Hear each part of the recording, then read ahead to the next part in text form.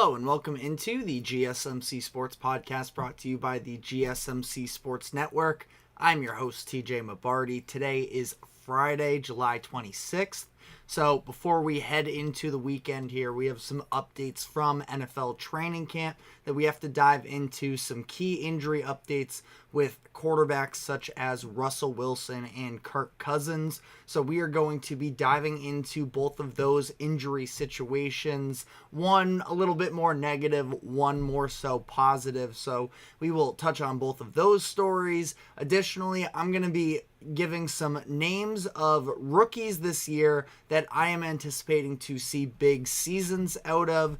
Players that are in situations I feel like that can make an immediate impact. And, you know, there's obviously so many talented players, but a lot of times it takes some time to develop a lot of these young players. But there are a few situations where I actually think it is going to lead to some really big year one production from a number of guys. So we are going to be diving into that before then continuing on with our previews for all 32 NFL teams, as today we have the Indianapolis Colts. So we will be breaking down the season ahead for them. And then finally, we got a trade yesterday out of the MLB. The Seattle Mariners are trading for Tampa Bay Rays outfielder Randy Arozarena. So we're going to be talking about that deal, as the former All-Star is on his way to a situation where they really do need him at this point. So we'll be talking about that deal, what it means for the Rays and the Mariners. But before we get into everything, just a reminder to like, follow, subscribe wherever you keep up with us. To any of our viewers, be sure to give us your thoughts on the latest happenings in sports. Let us know any questions you have as we try and make this show as interactive as possible. And if you would consider leaving a tip or donation, you can use the link that is streaming across the bottom ticker, gsmcpodcast.net. If you leave a comment, it'll pop up on screen for everybody to see, so you can become a bigger part of the show. Anything would be greatly appreciated there. Last season, obviously, was not the best. It was, you can argue, maybe a little bit of a career low for Russell Wilson, as the tensions between him and the Denver Broncos were just very extreme. Obviously, the fit with Wilson and the Broncos bringing in head coach Sean Payton was just never there, and it ultimately led to a bit of a disastrous situation there. And while I do feel like we are seeing Russell Wilson, I don't know if I'm ready to go quite twilight years of his career. He's definitely past his prime at this point. He believes that he is still capable of providing winning football to an organization, and that's the mission that he is out to prove this year, as he signed a one-year deal with the Pittsburgh Steelers. But it has not been a great start so far in training camp, as a couple days ago he ended up getting hurt with a calf injury as he was doing conditioning drills. I believe it was reported that it was as he was pushing a sled of sorts, and he is now being held out for the second straight day of training camp today. And this is obviously also in the midst of a little bit of a quarterback battle, because he is competing with former first-round selection Justin Fields for that starting spot. Fields is another player that feels like he can be a starting quarterback. He was a first-round selection in 2021, and last year I thought that he played the best football of his career. But even still, when it was clear that the Bears were number one on the clock in the draft this year for the second consecutive year, their organization could not justify passing up on using that pick for a quarterback in a second straight year based off of what Fields had shown. And like I mentioned, Fields had his best year of his career last season. I thought he flashed a lot of promise, but in terms of the arm talent and the consistency in the passing game, we haven't really seen it. On top of that, the turnovers have been a very big issue with Justin Fields, especially the fumbling, which is something that you feel like should be something that is pretty easily correctable, but At the same time, just last season, there was a lot of momentum being built, and it seemed like the Justin Fields had a golden opportunity to prove to the Bears that he was worth investing into further, but the Bears couldn't pass up on the opportunity to take Caleb Williams, so that's what they did. And ultimately, when they were shopping Fields around, there weren't very many landing spots for him, so he ends up getting traded to the Steelers for a conditional 6th round draft pick. And now, as things stand, it is Fields and Wilson who both feel like they should be a starting quarterback in the league, and they are competing for that one job. So ultimately, the general consensus here is that Russell Wilson is likely going to get the first shot at the starting quarterback job, but this injury opens the door for Justin Fields to make some noise because Fields is taking first team reps once again. He was I believe initially listed behind Russell Wilson on that depth chart. It's a little bit of a quarterback battle still, but Wilson, given his experience and such, he has the edge on Justin Fields in this category. We have a comment from Shots Below the Belt. Hard to throw the ball consistently with a bad offensive line. What are the chances of Justin Fields beating out Russell Wilson and having a bounce back season? Absolutely. Justin Fields was somebody who was, I don't know if I'm ready to fully go done wrong by the Bears. The Bears definitely didn't do him favors. Now, they traded for DJ Moore last season. The offensive line was definitely improved from year 1 to year 3, but also that's not saying all that much because it was a bit disastrous early on. So I think that there was a lot of promise with Fields. Again, though, the Bears, I can also understand from their perspective, resetting the quarterback market, or not resetting the quarterback market, but resetting the contract that they have to give because they would have had to pay Justin Fields big money, and there is still a pretty decently sized question mark surrounding what he could be. And I was somebody that I was never really on board with the Justin Fields hype train that was sort of coming around, it felt like, last offseason. But I came out of this year definitely feeling a lot better about him. And I do think that there is a real chance that Justin Fields, if given an opportunity with this Steelers offense, that he could show that he would be a worthy starting quarterback. But again, the Steelers, who at this point have been searching for a playoff win. I believe the last time they won in the playoffs was 2016. So as much as, yes, it would be nice for them to end up with a franchise quarterback, Mike Tomlin has been a little bit frustrated with the roster situation there. Now, he did just re-up on a new contract extension to remain the head coach for the foreseeable future. So that is maybe something that can be considered. But ultimately, Russell Wilson is going to have the in. But this is why this time in training camp is very crucial for Justin Fields to show what he has. Because during the season, I don't think that there are going to be necessarily a tremendous amount of opportunities for him, especially if Wilson starts week 1. The Steelers' schedule only gets more difficult as the season is going to progress. We talked about this in the preview for the Steelers season just a few days ago. From week 11 on, you are playing a ton of good defenses. You have the Ravens, the Browns, Bengals, maybe not necessarily an elite defense, but there's an offense on the other side that you're going to have to compete with. You get the Browns again, you get the Eagles, the Ravens again, the Chiefs, and the Bengals. So all of those are projected playoff teams. And Justin Fields, it would take a lot for him, even if you believe in the talent, to go on some type of a winning run down the stretch of this year, headed into an offseason where he is going to try to get paid. So I definitely do think that this is a better situation for Fields, and he is in a good opportunity to bounce back.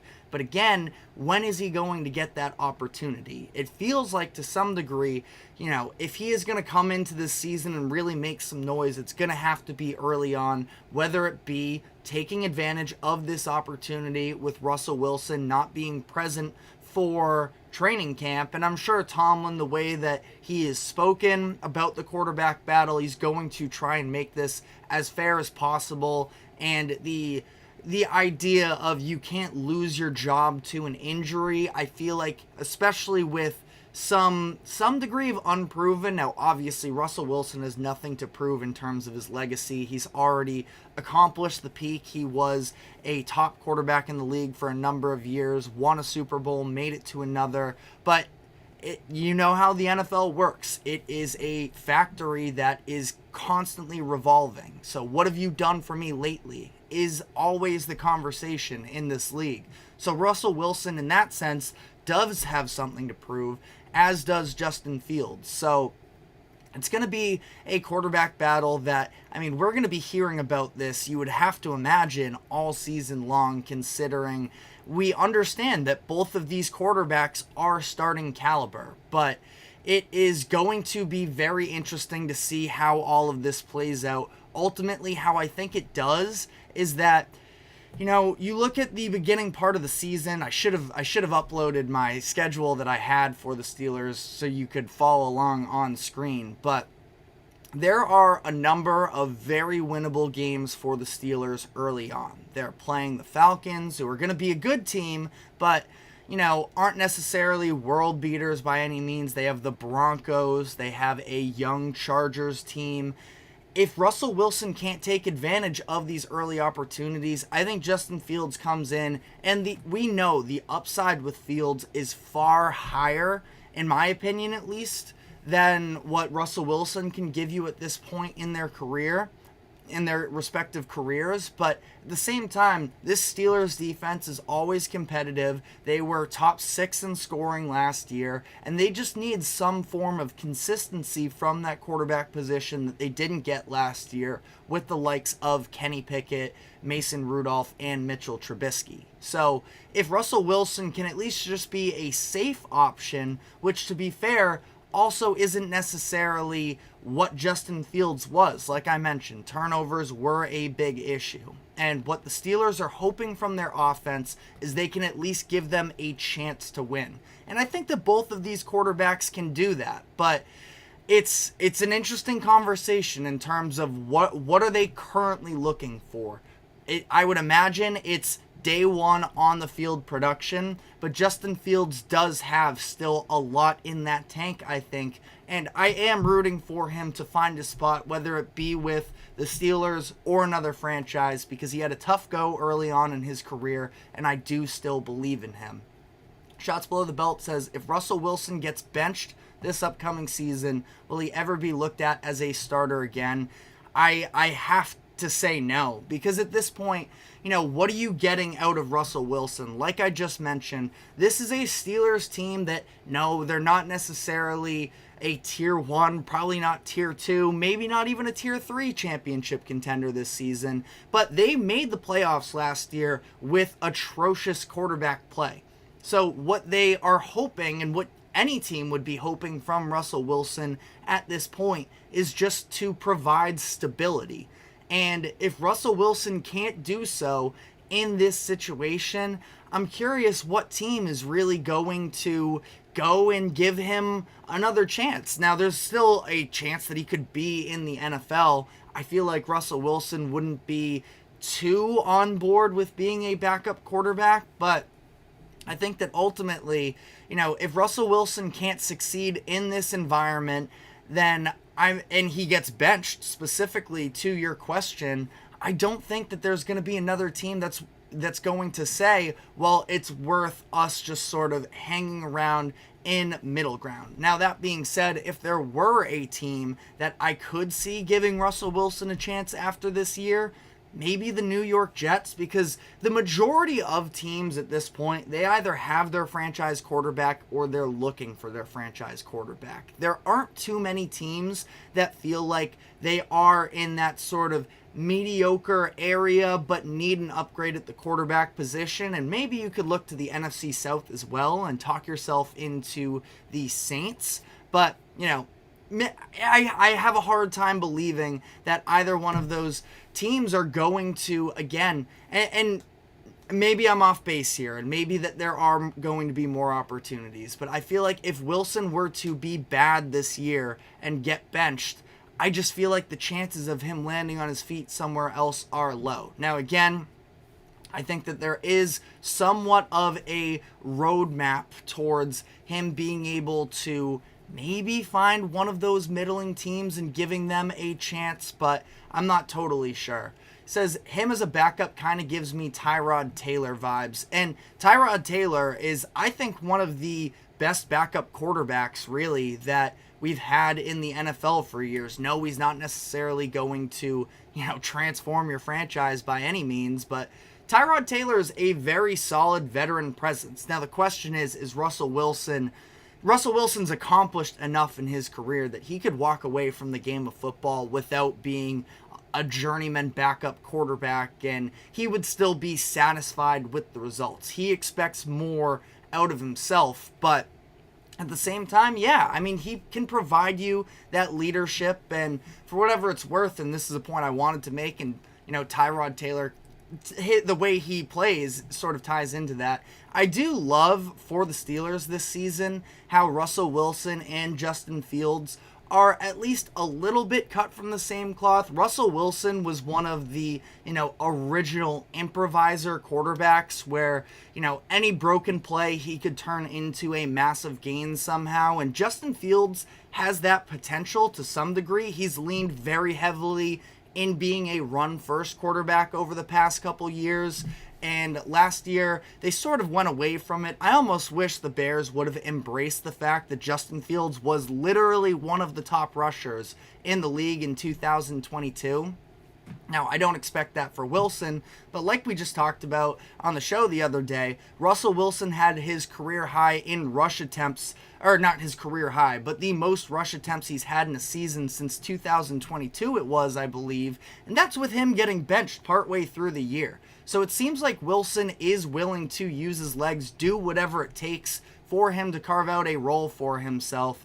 And I think that, ultimately, I'm rooting for both of these players because they are both starting caliber to some degree. Now, I am probably a little bit lower than mainstream media is on Russell Wilson at this point, but I do think that they both give you chances to win in their own right. But again, if I'm the Steelers, I understand there's so much pressure in that organization right now to win playoff games, but Justin Fields may still be special. And that's the one that I'm really pulling for because, again, Wilson has already shown that he is, I would have to imagine he's a Hall of Famer at this point. It would be an interesting debate.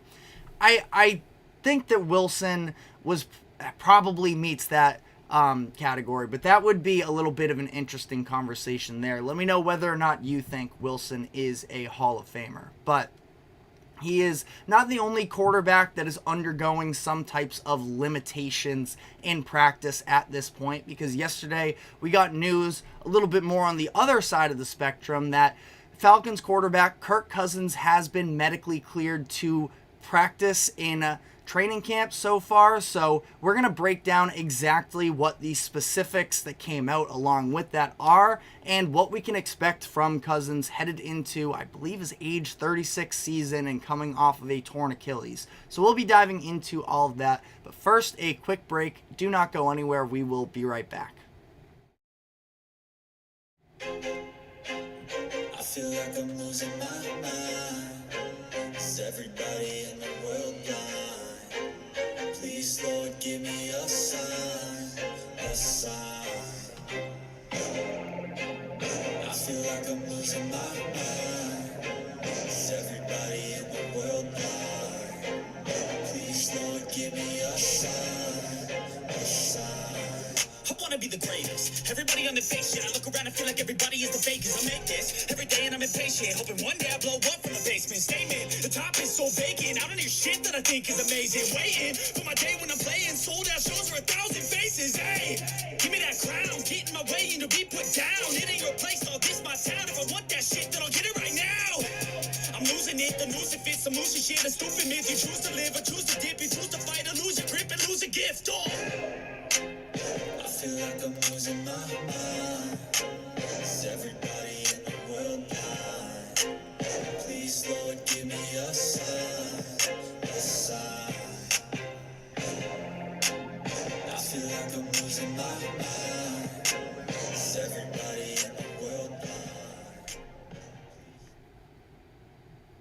Welcome back into the GSMC Sports Podcast as we continue to break down some of the updates from NFL training camp.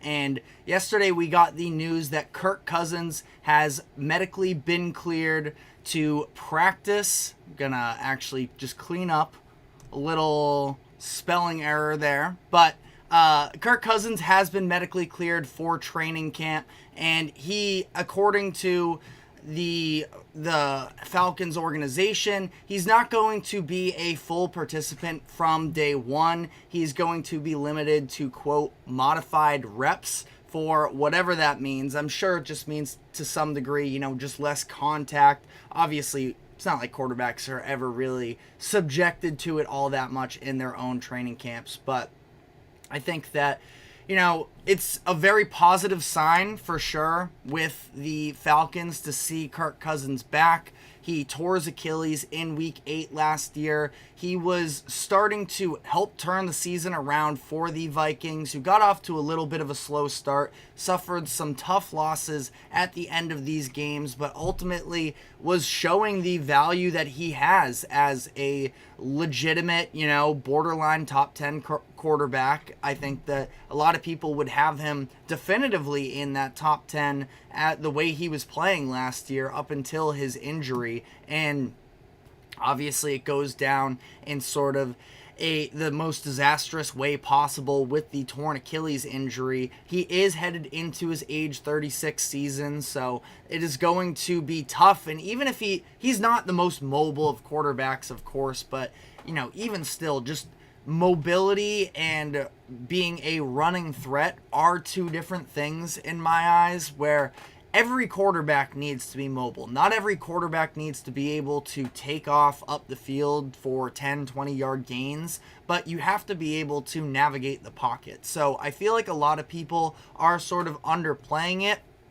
By no means am I saying that he can't recover from this, because he is he's been such a solid, dependable veteran for a number of years. And sure, there's all of the primetime numbers, and I'm not gonna disagree with you if you don't think that Kirk Cousins is an elite quarterback, because I'm with you. But he is just about everything you could ask for from a dependable starter. Now, Falcons obviously paid him big this offseason. I believe the exact details of the contract, 4 years, $180 million. It's more front-loaded, a little bit less guarantees on the last couple years. It's 2 or 3 years fully guaranteed.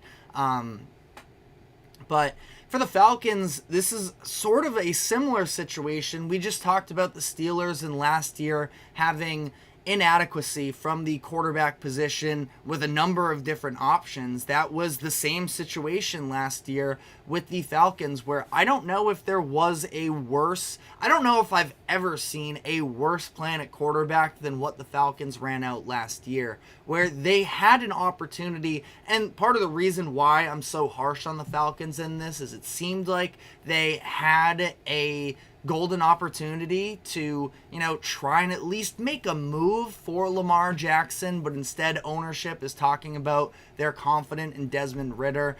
Maybe I'm a little salty, because I think it would have been a really cool, almost full circle moment that, at least in my eyes, Michael Vick was sort of the original, dual threat quarterback, the one that really popularized it. I know there's others as well. You can throw Steve Young into that category, but at least in my lifetime, Michael Vick was sort of the one, and having Lamar Jackson sort of becoming the second coming of him, I just think it would have been a really cool storyline, and the Falcons kind of robbed us of it for Desmond Ridder, who, again, it's just, I don't really know what they were ever really expecting that to come into.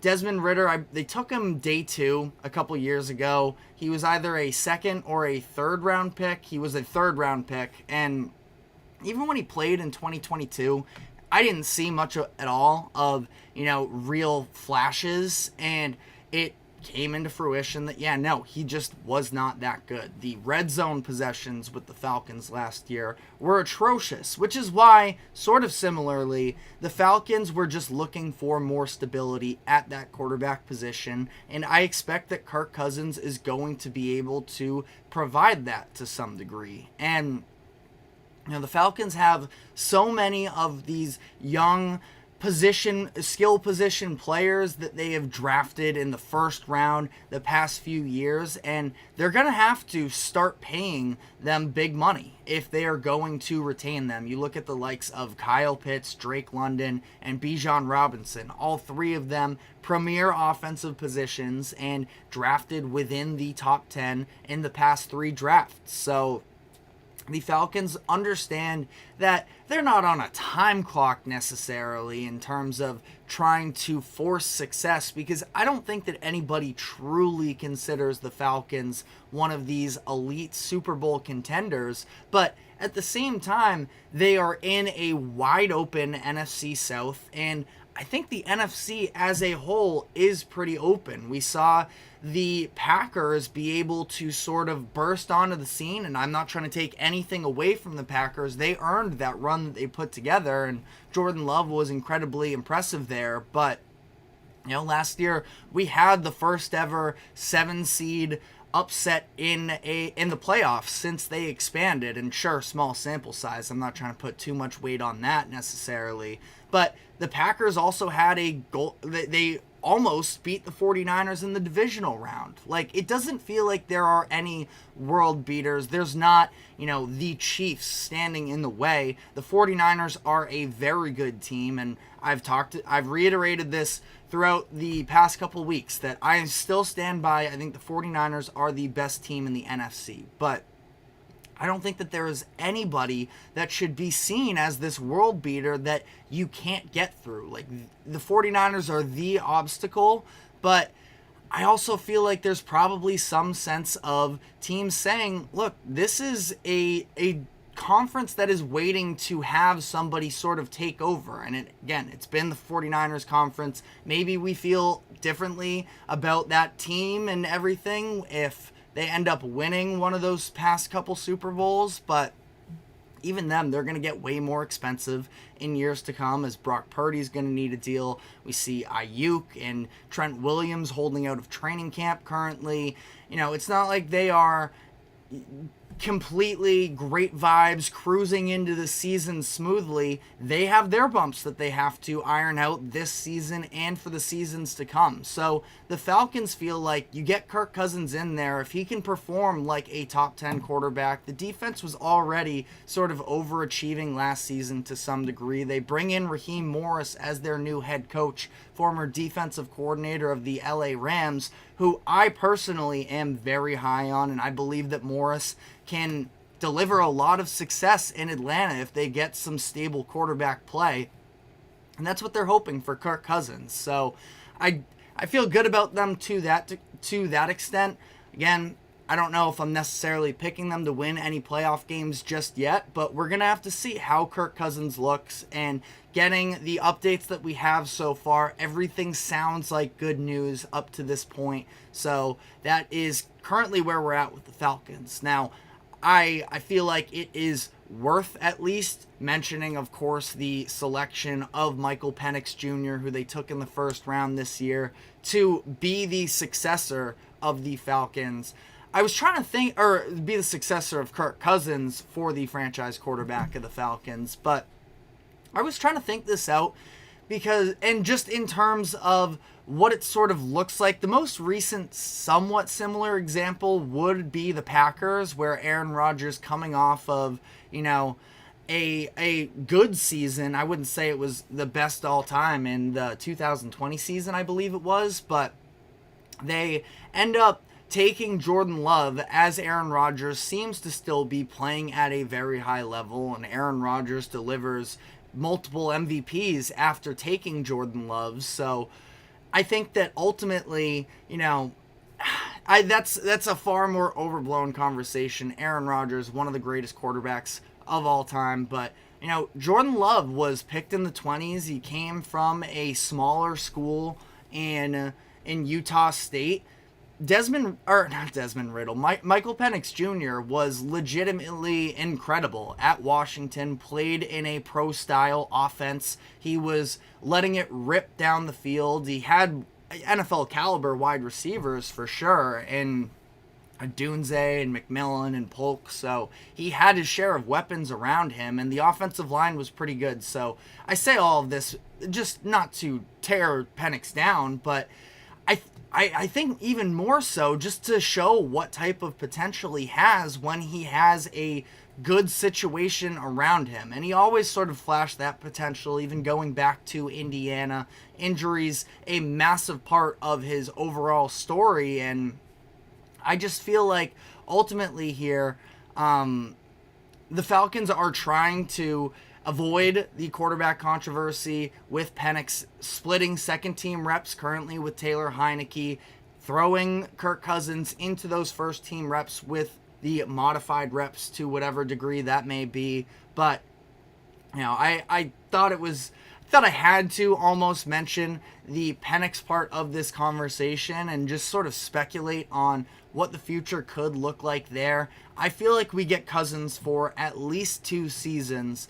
And then from there, we'll kind of have to see. I think the out for the Falcons is after the 3rd year, but it could be after the 2nd. Again, in terms of the guaranteed, non-guaranteed, I don't have all the details right in front of me, but ultimately, I feel like if Kirk Cousins can give them multiple good seasons and just be a steady force for them, the Falcons can almost turn things around, because they've just been so stuck in middle ground. Everybody sort of was making fun of Arthur Smith. The Falcons weren't necessarily being taken quite as seriously as they would have hoped to, and they were for a lot of that Matt Ryan tenure, and that Kirk Cousins can be a very expensive but a good bridge quarterback option that also gives them some amount of chance for the next couple of years with an open NFC.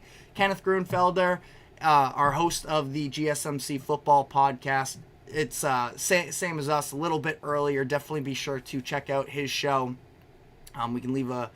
You can check him out on the YouTube page. He asks, do you think Kirk Cousins should play in the preseason? Ultimately, the preseason is sort of, at this point, it seems like it is something that is going to only be more and more diminished. I'd say probably not. It's an interesting conversation, because I understand you want to get the full speed reps, but with Cousins at this point, he's seen enough NFL games that, yeah, it might look a little bit rocky at the start if he doesn't get these full speed game reps up until the actual season comes along. But at the same time, for Cousins, he's playing in an NFC South that it doesn't feel like there are a ton of competitors, and I'll get to Schatz' comments here in a second, but he says Falcons will be around 10-7-ish, which I agree with, and I don't think that there are really any other teams in that conference that are going to be making a real push. Like, 10 wins should win the NFC South. The Saints can maybe be in the conversation, but the Panthers, in my eyes, are still very far away. It would take, kind of a miracle bounce-back season for Bryce Young, and I still don't really see that happening. The Buccaneers won last year, and the Buccaneers, they're a solid team. They're going to be solid again, but I still, they won the division with 9 games last year. So I feel like slow play it a little bit if you are the Falcons. There's no need to jump at the opportunity and force Kirk Cousins into a situation that's ultimately going to, if Kirk Cousins goes down, they'll have Michael Penix for sure. So, I can't say their season would be totally lost, but in terms of, they want to win some football games this year and establish a culture there, and I think that Kirk Cousins is imperative to that. Shots Below the Belt says, I honestly like the Falcons drafting a quarterback. It's going to be some time for the Falcons to have a potential future quarterback. Falcons will be 10-7-ish around Cousins, so their draft placement is bad. I absolutely hear that argument, and the reality is the Falcons, all the stories came out that they had Penix as the second, third quarterback on the board. At that point, when they're drafting at 8, they've already seen a number of these quarterbacks go, and you kind of have to take a stab at it if you believe in him. Now, I have some doubts with Penix, so I can see both sides of the argument here, because you're right. If everything works out in the Falcons' plan, and Terry Fontenot, I think, is their general manager, he talked about best case scenario, Michael Penix doesn't play for 4 years, which is a little bit of a crazy thing to say in terms of you just spent a top 8 pick on this guy. But I also see the point, because you talk about the positional importance of quarterback, their draft placement. Again, if everything goes to plan here for the Falcons, that Penix is going to be sort of the successor, and you hope that Kirk Cousins plays at a high level for the next few years and that he can help you win some games. And by the time that, a handful of years from now, he'll be 38, 39, 40 years old, and you can have Penix sort of seamlessly transition in, which, again, that's sort of drawing up the plan for the Falcons in a storybook. Obviously, we know the NFL and sports in general don't necessarily always work that way. We'll probably find some sort of middle ground where, again, I think Cousins plays for the Falcons for 2 seasons, maybe 3 seasons before seeing Penix take over. But let me know what your expectations are for the Kirk Cousins era in Atlanta, what your expectations are. But we're going to be taking our next break here. We just talked about Michael Penix and the fact that it's going to be a little bit for him to have an impact on the Falcons, but there are a number of rookies in the NFL who have great opportunities this season to make an impact immediately. So that's what we're going to be diving into, is the list of rookies who have the chance to shine the most in their first season. So we're going to be diving into that. But first, a quick break. Do not go anywhere. We will be right back. Looking for your daily fix of sports talk without having to pay for it? GSMC Sports Network is available on YouTube. Just search GSMC Sports Network. Get your fix of daily sports talk shows on YouTube, absolutely free. NFL, college football, NBA, MLB, MMA, UFC, fantasy football, and so much more. GSMC Sports Network has shows running all day long, with new sports shows starting every 2 hours. Just like on your favorite cable sports channel, except GSMC Sports Network is absolutely free. Just search GSMC Sports Network on YouTube to catch one of your new favorite shows, like the GSMC College Football Podcast, Chip Shot Football Podcast, Hoops and Heels Women's Sports Podcast, GSMC Basketball Podcast, and so many more. Check it out for yourself. GSMC Sports Network, now available on YouTube absolutely free. Search GSMC Sports Network on YouTube right now. Welcome back into the GSMC Sports Podcast, and we are now going to be diving into some of the rookies in the NFL who are going to have the best opportunities to be impact players and players that I have belief in terms of making their mark early on in their careers. As you can see for our video viewers, number one, and by the way, leaving quarterbacks out of this because I'm sure you've heard enough of the quarterback analysis. Every quarterback that plays has a chance to shine, so I steered away from them here. Just wanted to make that note ahead of time. But Marvin Harrison Jr. is the first player I have on this list.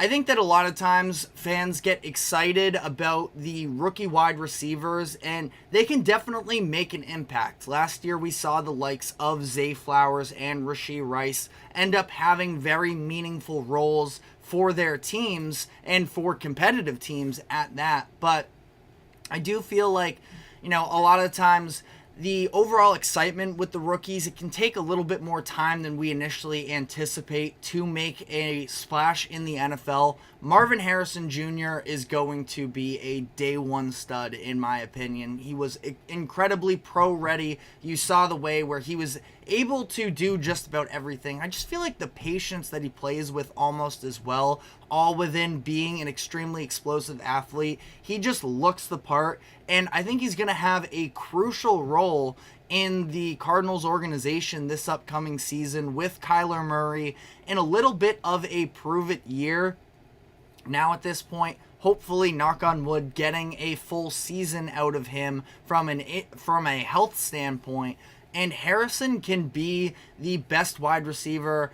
I mean, DeAndre Hopkins, obviously, you look at the overall stature of him, but it was an older version of DeAndre Hopkins. I think that Marvin Harrison's ceiling is extremely high. Now, I probably just backed myself into a corner with the comparison to DeAndre Hopkins, so I'm just going to leave it at Marvin Harrison Jr. can be, the running mate for Kyler Murray for years to come. And if Kyler is going to succeed, where I have my doubts, I'm sure a lot of you have your doubts, as we've done Kyler Murray content before.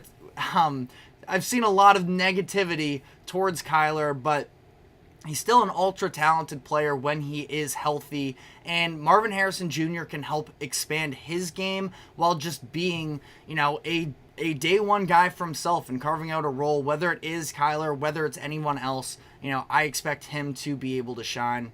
The pick right after him, number 5 overall, Joe Alt. I know it's not necessarily the sexy thing to talk about offensive linemen, but it is if you ask Jim Harbaugh, because what he is looking to do is establish a new culture, and it's playing in the trenches. And he's been very vocal about that it is extremely important to win the line of scrimmage on both sides of the ball. And Joe Alt, he is just a physical monster, and I think he is going to be able to step into a role here and sort of be the franchise guy for the Chargers. He's going to be extremely important to the run game, of course, which is sort of the Jim Harbaugh specialty, but also for the sake of being the blindside tackle to help protect Justin Herbert. I do want to double check here really quick. He played left tackle in college. I do just want to confirm that Chargers are looking at having him at left, because actually that's why I'm glad I double checked, because I totally forgot for a second about Rashawn Slater. So Alta's going to be on the right side. That is, if they live up to their potential, and you have 2 potential cornerstones at each tackle position, plus Zion Johnson, former first-round pick at left guard. That is a pretty impressive front. And again, I do think that Alt is going to be very impactful. As very quickly here, just back to the Marvin Harrison Jr. point, Shots Below the Belt says the Cardinals haven't had a dependable go-to receiver since Larry Fitzgerald, but those are some big shoes to fill. Those are Hall of Fame shoes to fill, but to be fair, we're talking about Marvin Harrison Jr. When you talk about big shoes to fill, it's literally in his name that he's the son of a he's the son of a Hall of Famer in Marvin Harrison. So I think that he's probably long before even being drafted by the Cardinals, he has had it in his mind that he has a lot to live up to. And I think that he's going to be able to pay that bill. Another offensive lineman here. Again, we're going to move off of them to some degree, but I think that this is an incredibly important spot for Olu Fashanu here with the New York Jets, considering, first off, I think that Fashanu, the fact that he dropped as far as he did was a little bit of a surprise to me. I think that he was, neck and neck with Joe Alt for the best offensive tackle prospect in this draft. He ends up going to 11, which kind of ends up being almost a perfect spot. Now, the issue is he going to be buried in the depth chart from year one? They go and they acquire Morgan Moses. I always forget if they were traded for Moses. They brought in John Simpson and Morgan Moses. I always forget which one was free agency, which one was the trade. Both Ravens offensive starters from last season. But they also signed Tyron Smith to a deal. Now, that is an opportunity where Tyron Smith, when he plays, he is all-pro caliber, but injuries have gotten the best of him in, past seasons, and I feel like Fashanu could be able to be somebody who steps in a big role And Aaron Rodgers needs to have an offensive line in front of him at this point if he's going to have success. Fashanu could become a massive part of that. Brock Bowers is another one. Brock Bowers, he kind of ends up in a situation where almost when you look at where the Raiders were in their draft positioning, they were hoping for a quarterback. But as soon as Bo Nix goes right in front of them, they didn't really have a choice because, you know, we saw the next quarterback didn't get drafted till Spencer Rattler in what was something like the 5th round, something along those lines. So Bowers probably knows to some degree he wasn't the number one option, but at that point, it was 100% the right decision for the Raiders because Bowers was the best player on the board. He is someone who can be extremely versatile in what he does. Now, that almost... It plays into an interesting aspect because you look at their quarterback situation, it's Gardner Minshew and it is Aiden O'Connell. Neither one of them are tremendous quarterback talents, so I think that it almost benefits Bowers if he does play a little bit closer to the line of scrimmage and can be a little bit of a safety valve. We saw Gardner Minshew last season, really liked throwing to his tight ends as well, so I think that Bowers is going to just be a player that no matter what situation he's in, he's going to be able to find different ways to impact the field, impact the game, and I am really looking forward to seeing what he can provide almost as a sneaky threat behind Davante Adams. Adams is going to get all of the attention, but Bowers can be somebody who does a lot of the damage off of that almost. And you know, watching the receiver documentary, Adams was big on the idea of, or the show that came out on Netflix just recently. He was talking about how he can learn to live with not getting the ball all the time as long as the offense looks like an actual offense and that it isn't quite as bad as it was last year during those games with Jimmy Garoppolo at quarterback, even when Brian Hoyer was in there briefly. It was a bad year for the Raiders offensively, but Bowers is just going to be a weapon where no matter where he is on the field, he is going to be a weapon. Shots Below the Belt says, why didn't the Raiders trade up for a quarterback? I guess the silver and black are all in with Minshew, and he was decent last year with the Colts. I think that ultimately, I don't know why they didn't, truthfully, because they are just kind of in that weird ground where I believe they had the 12th overall pick, which was already after a number of other teams. Obviously, as we saw, 6 quarterbacks that went in the first round. There were a lot of teams they would have had to jump over. It would have cost them a lot from an asset perspective to be able to make that type of a move. But I don't know. It is a good question. I guess they're in with Minshew, and Minshew gave the Colts a chance to win. And I feel like that's just what the Raiders are going to hope here as Antonio Pierce tries to lead this Raiders team into just being in on the product that they have, because under McDaniels, it was a mess. Running a little long here, so we got to kick it into overdrive a little bit. Liatu Latu, the first defender drafted off of the board, went to the Indianapolis Colts, and Latu, I just like some of the others I mentioned, if he is healthy, he is 100% going to be an impact guy. I thought this was a stellar pickup for the Colts, and I expect him to be one of the best edge rushers, you know, not just of this class, which was a very talented edge rusher class, but possibly, you know, of the recent draft picks we've saw in the 2020s. I think that Latu has a ceiling maybe higher than anybody else. Byron Murphy of the Seattle Seahawks played at Texas, and he's coming into a situation with Mike Macdonald, the new head coach of Seattle, and I think that he is just going to be able to be a force inside. Last year, we saw that the past couple years, the Seahawks have really struggled in terms of stopping the run, and they tried to address that need by going out at the trade deadline last year, making a move for Leonard Williams. But I think that Byron Murphy can sort of slide into whatever you need out of him, whether it is D end or D tackle. I think he can provide multiple looks, and I think that McDonald's going to be able to get the most out of him.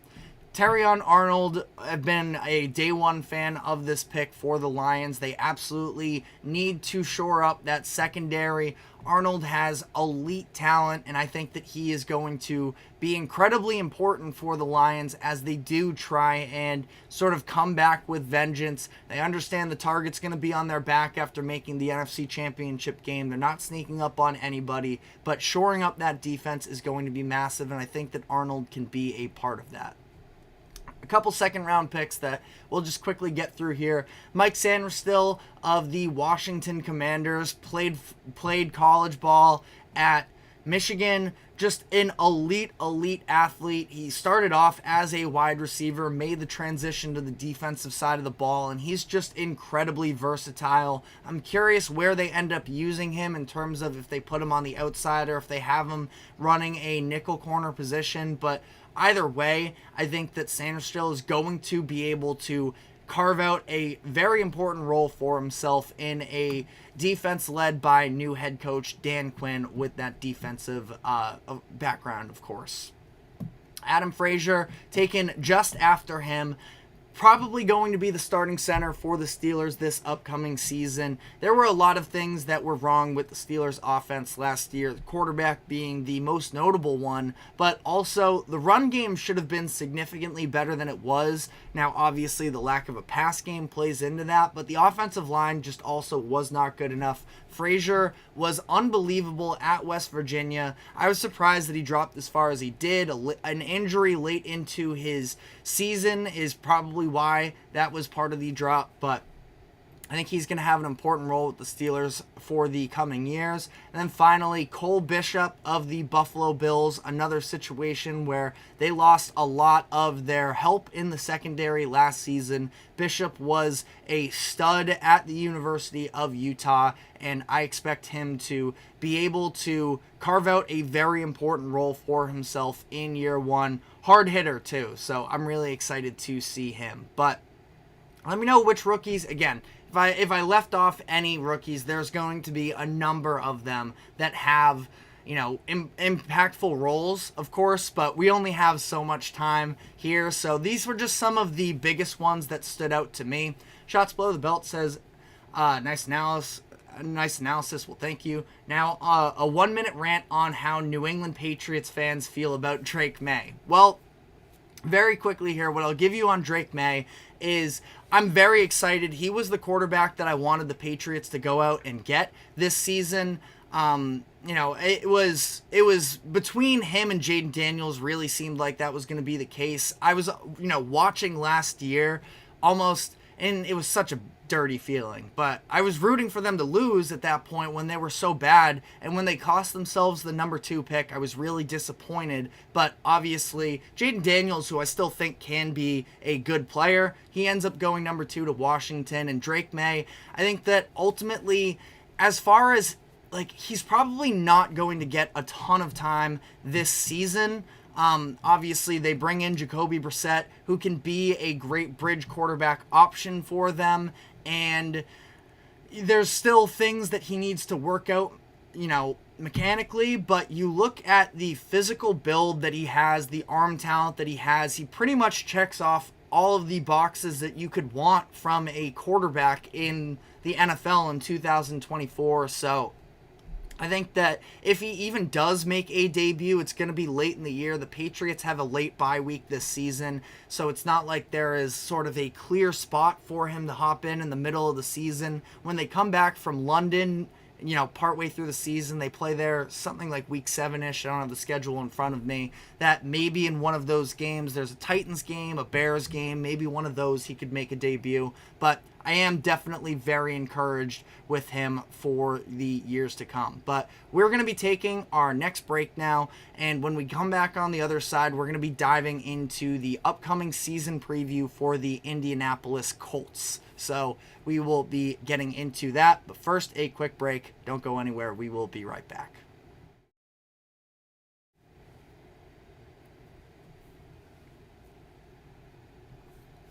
For the best and latest podcasts available anywhere, go to the podcast app on your cell phone and type in GSMC to access free content-rich podcasts on health and wellness, book reviews, sports, entertainment, relationships, social media, movies, technology, finance, and even weird news. Subscribe and download the GSMC Podcast Network's family of shows, available everywhere podcasts are found.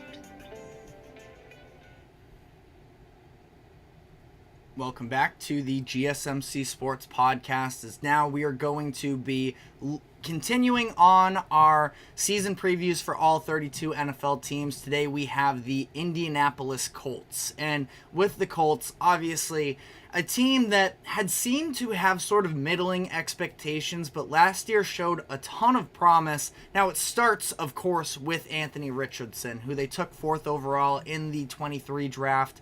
And he came out for being a prospect where the entire reputation around him was being that he was a very raw prospect. He sort of flashed from day one, and he flashed from the perspective of being able to, go out there and perform and having that high ceiling that we knew of him, but did a really good job, I thought, of, maneuvering the pocket, avoiding contact, and obviously injuries became a big part of the story for him, where he only started 4 games. He left 2 of them with injuries. One of them was a fluke. I think it was when he had already, scored. He had run into the end zone and he came down on that shoulder weird, but Anthony Richardson, Colts fans have to feel incredibly encouraged by what he put out on the field last season. And obviously, it's a major disappointment seeing how that turned out for him from a health perspective. But the fact that they were able to go out, win 9 games, and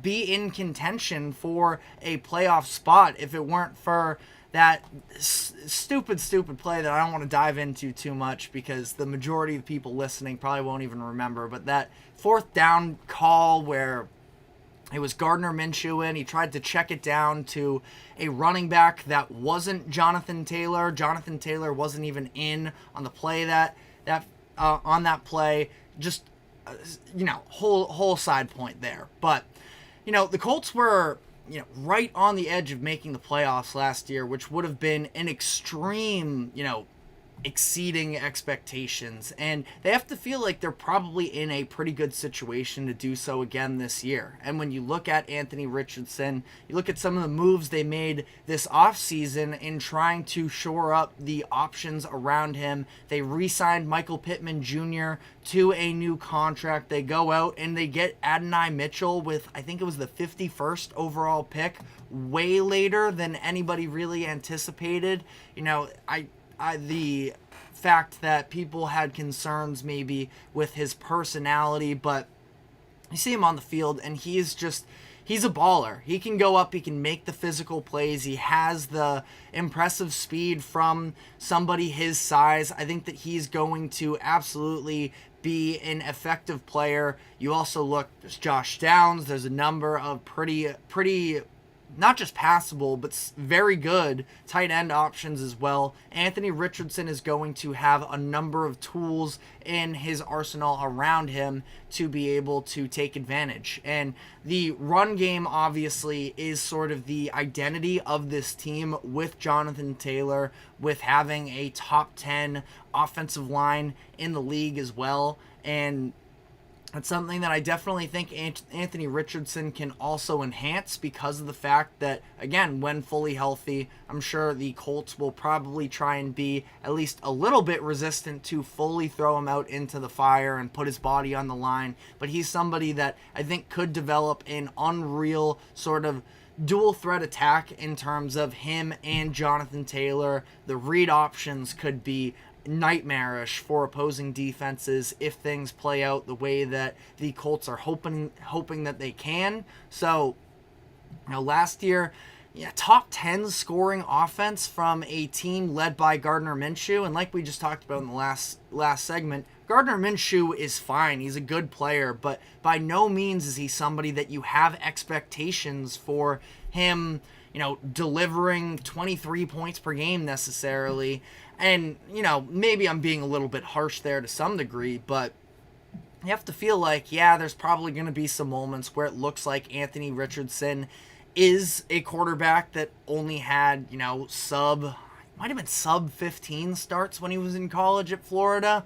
But I think that ultimately, if he's able to iron out some of those accuracy concerns, I mean, he's going to be a scary player. Shot says, people are saying Richardson is like Lamar Jackson's running ability and Josh Allen's arm strength. Is it an overreaction? I mean, to say that that's what he is today, yes, that's an overreaction. But in terms of what his projections are, I mean, you look at him, he is a friggin' tank. And he probably doesn't have, I'd be curious to see what the differences are in terms of, top speeds between him and Lamar Jackson. I have to feel like he's probably a smidge slower than Lamar Jackson, but I think he has a real feel for it as well.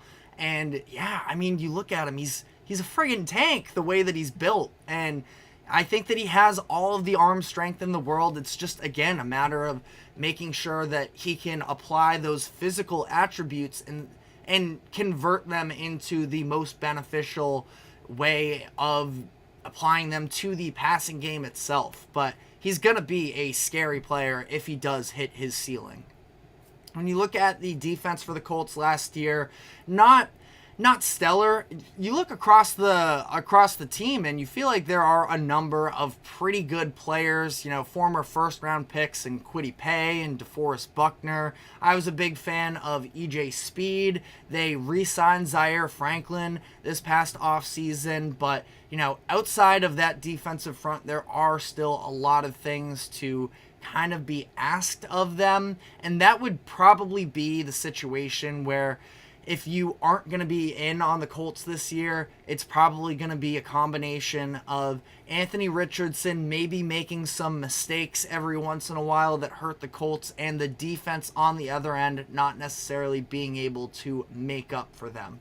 They played fine last year. They were, a little bit below average in the majority of categories, and again, hopefully you see some of these younger players. I mentioned, I think that Liatu Latu is going to be an incredible addition because you look at what they did this offseason. It was really more so than anything. They didn't go out and bring in any big-time names. It was more so just about solidifying their core, making sure they get them back. They get Zaire Franklin back on a new contract. Obviously, we talked about Michael Pittman Jr., but they bring back Julian Blackmon. They bring back Grover Stewart, their defensive tackle. And Latu is really the addition for them, where he's probably going to, I don't know, I'm curious what the playing time situation looks like for him, because there is already so much talent on that defensive front that the Colts, I'm assuming at least, they saw the draft board. It's like, this dude is just way too good to be sitting here.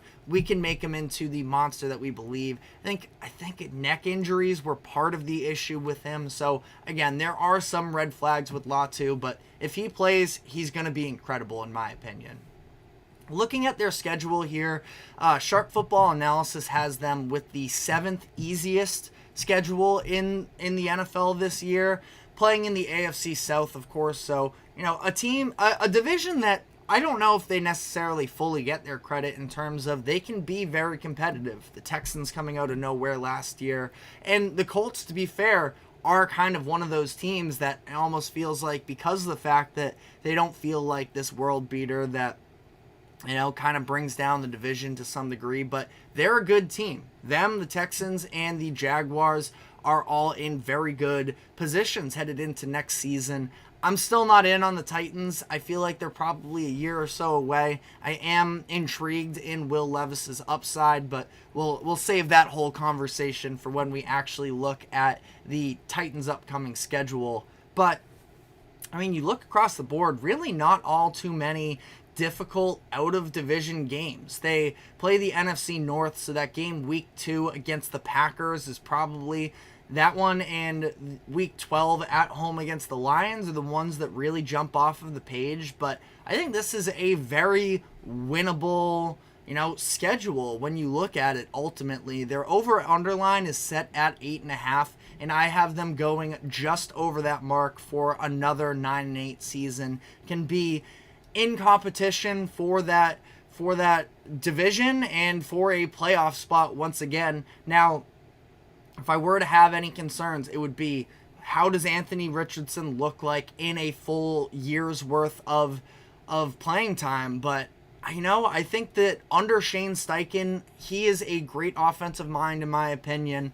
We're going to see this run game continue to get better. There's a number of different options for Anthony Richardson as well. So I think that 9-8 is around the ballpark of where the Colts are going to end up. Looking at how that compares to the other teams, I do have to apologize here. Yesterday, I went through the Texans' schedule, and I accidentally went through their 2023 schedule in what was a total boneheaded move. And that ended up,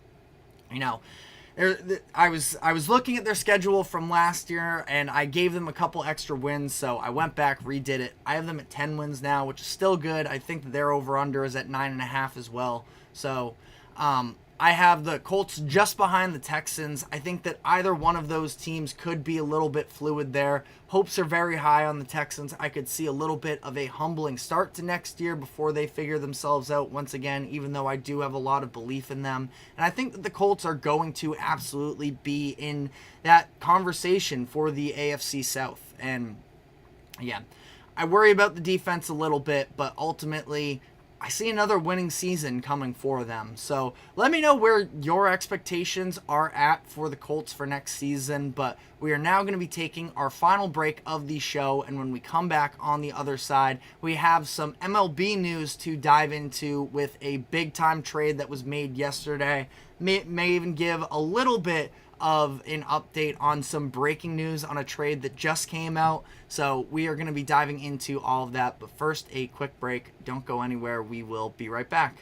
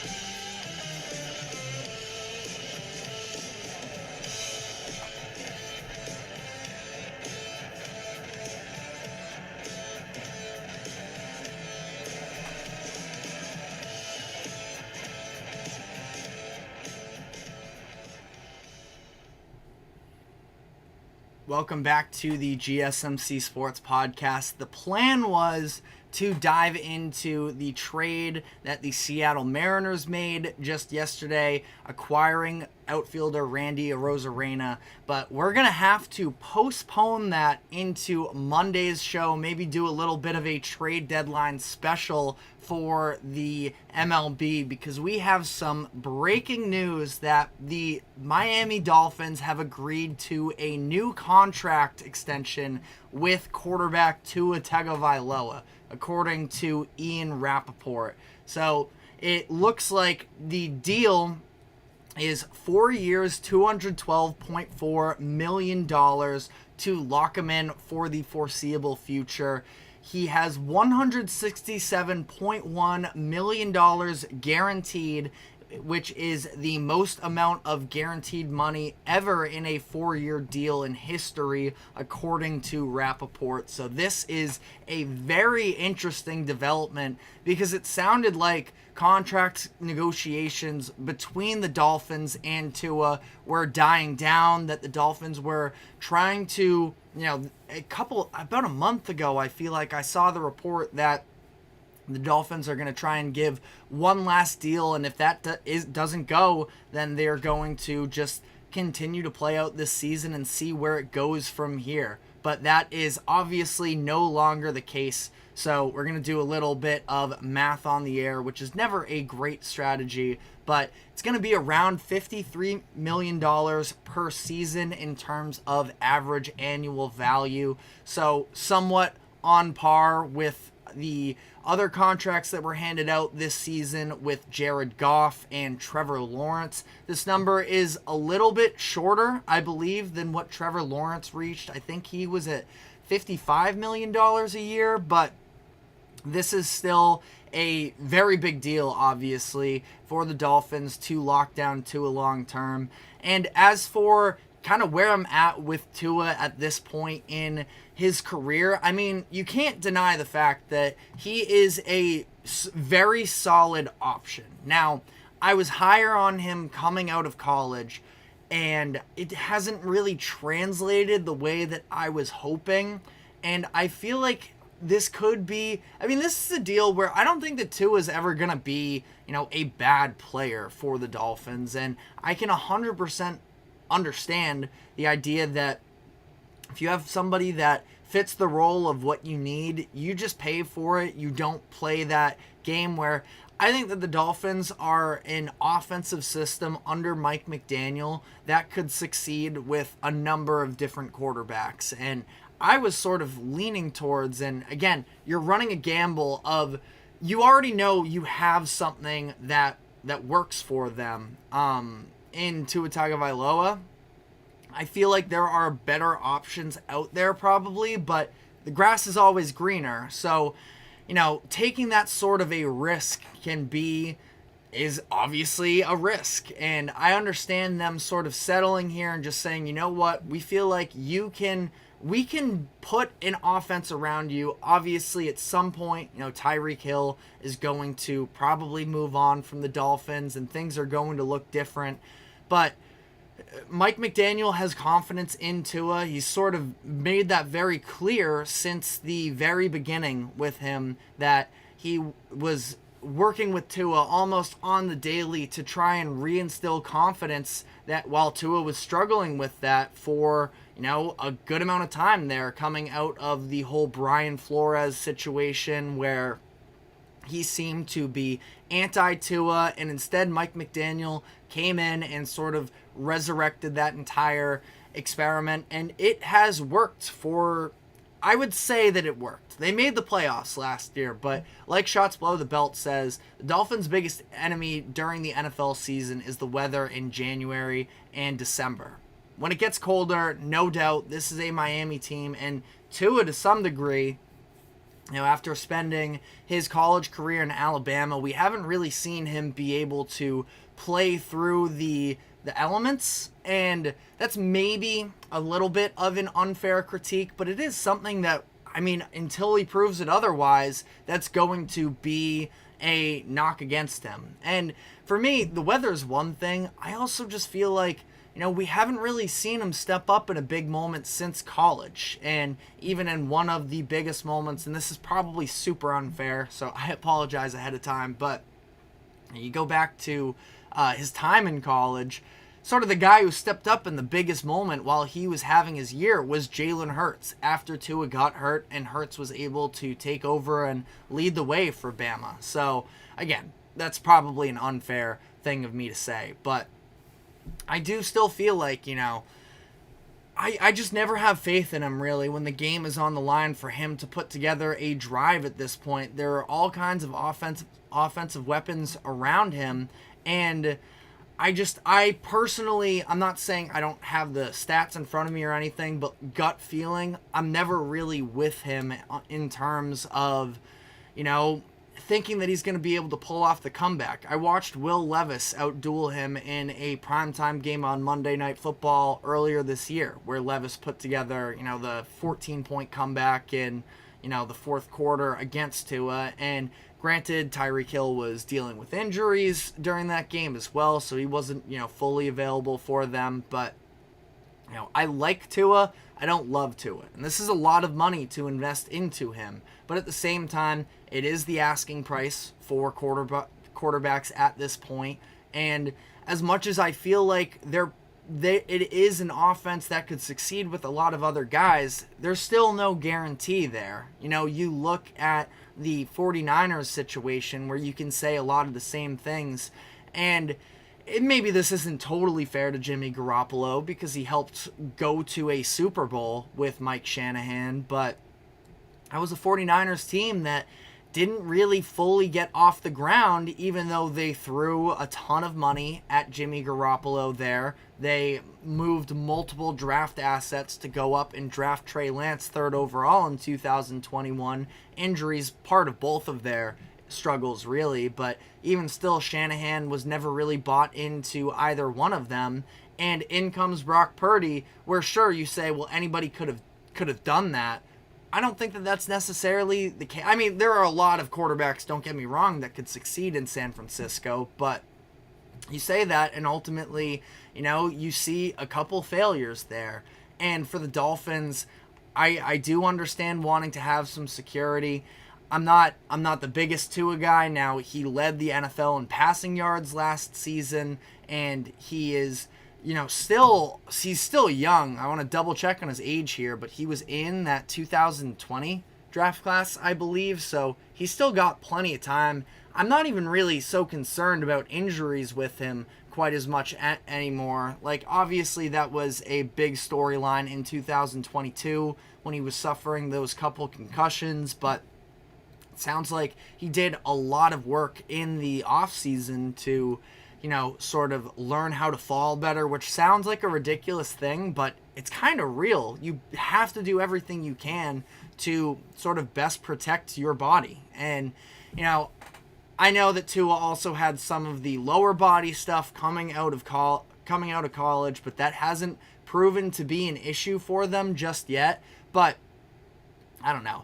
It's interesting how you want to weigh all of these different things, because I could also be on Tua is good. Again, 4,600 yards last season and 29 touchdowns. You will take that all the time. But I don't know. I think that it's a fine move for the Dolphins. I understand it.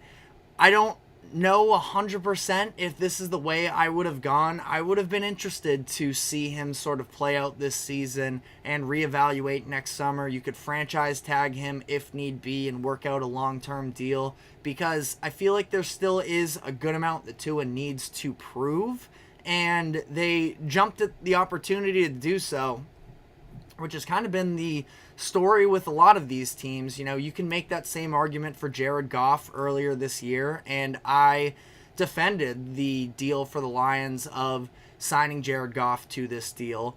But at the same time, you can look at either one of these situations and say, I think that you had a great year last year. Let's see you do it one more time, and then we'll know if we can re-up with you and give you the bag. And Jared Goff is a little bit of a different situation, I feel like, because it's not like Ben Johnson is a great offensive coordinator there. The Lions have a lot of weapons around him with the running back duo of Montgomery and Gibbs, and receivers and Amon-Ra, and I guess you can throw Jamison Williams in there, but Laporta, obviously, is probably who I should have gone to second in terms of the receiving threats. But I think that, in both of these situations, I think that Goff is probably, they have Super Bowl expectations, and they feel like it's almost a statement to pay Jared Goff. You can also make that argument for the Dolphins, though, as well. So I know I'm contradicting myself a little bit throughout this segment, and I apologize for it. Still trying to improve my game in terms of reacting to breaking news like this. Shots Below the Belt says Dolphins to the Super Bowl. No, in my opinion. I think there are a number of teams that are better than them. I really struggle to see a way that they beat Patrick Mahomes and the Chiefs, and I would take the Bengals over them when fully healthy. I'd probably take the Bills over them when fully healthy. And to be fair, the Dolphins were dealing with a ton of injuries as well when the playoffs came around last year, specifically on the defensive side of the ball, where I don't think that their defense gets enough credit as much as their offense is extremely innovative and it has so much talent, the speed just at every skill position. But at the same time, I think that their defense, we saw all of their edge rushers basically go down, and they lost some of them this offseason. I like the addition of Chop Robinson in the first round this year, but, it is what it is. And I'm sorry, Dolphins fans that are out there that are like, who is this guy trashing on my team? I'm not trying to trash. I think there's a lot of talent there. It's just, I'm not sure if Tua is the guy that takes you over the hump in this competitive AFC where there's just so many good quarterbacks there. And again, I don't really know what the other pivot would have been, that there aren't really any other immediate upgrades there. Like, I would have been interested, though, to play out this year with Tua and see if Dak Prescott ends up hitting the open market and if he's willing to go somewhere else. Now, Schefter has been talking the past couple of days about the idea that he's going to make over $60 million. So, that's an insanely steep price to pay. And if you get Tua on 53 and he gives you what he gave you last season for the most part, you'll take that every time. But I don't know. It's an interesting conversation, and I just feel like I don't really view the Dolphins as, I'm not going to say they have no chance necessarily, but I would genuinely be surprised. Like, if you're going to tell me, if you come from the future to me right now and say the Dolphins win the Super Bowl this year, I would hesitate to believe you. But, even if I were to get there, I would say, how many quarterbacks in the AFC got hurt? But, again, maybe being unfair there. Sorry, Dolphins fans. But that is all the time we have for today. Again, had to push off the baseball segment for today. I'm sure you can check out the Sam Menzie and the GSMC baseball podcast that is set to take place 7 minutes from now. So he will keep you up to date with that. We'll be back on Monday with maybe a little bit of a special for the MLB trade deadline, but running out of time here. So that is all the time we have. Thank you very much for tuning into the GSMC Sports Podcast. Thank you to the GSMC Sports Network for allowing us to host this show. Be sure to like, follow, subscribe wherever you keep up with us. Be sure to check us out on social media as well for more exclusive short content. Have yourselves a great weekend, and we will be back on Monday afternoon, 2 o'clock p.m. Eastern. We will see you then. Take care.